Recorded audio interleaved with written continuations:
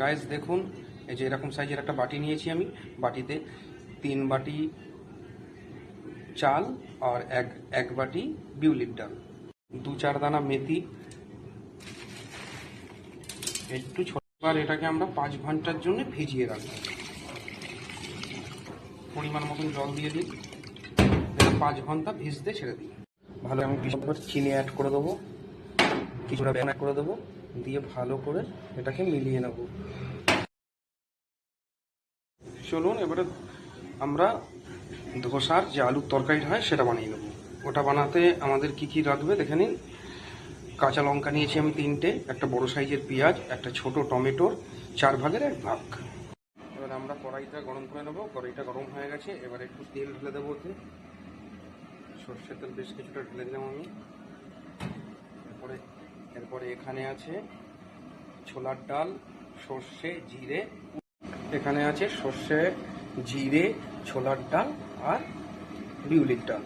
অল্প অল্প করে দিতে হবে, সেটাকে তেলে ছেড়ে দেবো। তেলটা গরম হয়ে গেছে। সর্ষে এটা 80% ভাজা হয়ে যাওয়ার পরে আমরা পেঁয়াজ, লঙ্কা, টমেটোটা দিয়ে দেবো।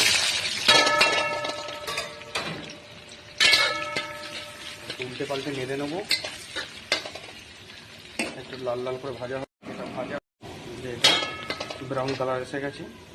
এবার এতে দেবো পরিমাণ মতন লবণ, হলুদ এবং চিনি দিয়ে দিলাম। আমি আগেই আলু মেশ করে রেখেছিলাম, আলু সেদ্ধ করে মিক্স করে রেখেছিলাম, ওটাকে ঢেলে দেবো, ভালো করে মিক্স করে নেবো। নুন ঝালটা অবশ্যই চেক করে নেবেন, যদি কম থাকে তাহলে অ্যাড করে দেবেন। এবার একটা বাটিতে আপনারা ঘি, বাটার, তেল যে যা খাবেন সেটা নিয়ে নিন। আমি ঘি নিয়ে নিচ্ছি, আমি একটু দেশি ঘিটা খেতে ভালোবাসি, আমি একটু ঘি নিয়ে নিলাম। কড়াইটা গরম হয়ে গেছে, মানে তাওয়াটা গরম হয়ে গেছে। এবার ঘি ছড়িয়ে দেন। তাওয়াটা ফুল গরম হয়ে গেছে, গ্যাসটা মিডিয়াম করে দেন।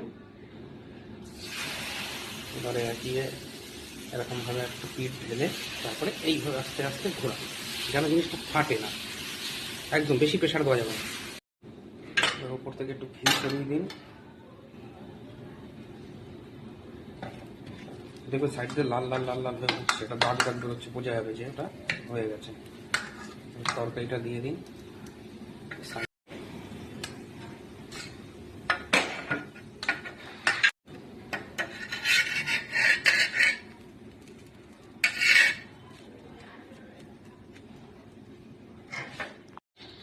ফাইনালি আমাদের ধোসা রেডি।